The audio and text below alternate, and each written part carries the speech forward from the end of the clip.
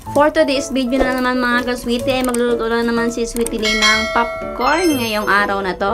At syempre, sisimulan natin magluto mga ka-sweetie. Maglagay na tayo mga ka-sweetie ng butter at yan ang gagawin nating panluto sa ating popcorn mga ka-sweetie. At pag mainit na ang ating kawali, ganyan ilagay na natin ang ating mais. So, ayan mga ka-sweetie, bago ko ito lutuin, lalagyan ko ito ng kunting asin. Para naman mga ka-sweetie, pag naluto na yung popcorn, ay may lasa na kaunting alat. So, ayan mga ka-sweetie, mainit na ang aking kawali at i-cover ko na ito para magputo ka na mga ka-sweetie. So, ayan na mga ka-sweetie, tinakpan ko na ngayon niluluto kong popcorn. Magpuputo ka na yan mga ka-sweetie. Sana all may putukan.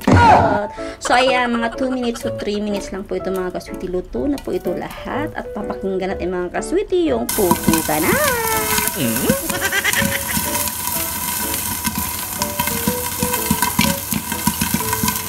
So, ayan na mga ka-sweetie, nagpuputo ka na yung aking mga nilolotong corn na magiging popcorn. At excited na nga si Sweetie Ling kumain ng popcorn. Sana hindi na ulit mapaso ang kamay ni Sweetie Ling kasi merong pang chocolate. Charo.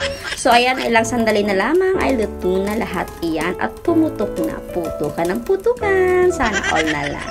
So, ayan na nga mga ka-sweetie. Tapos na nga siya. Luto na ang aking popcorn. Mainit-init pa. Ayan.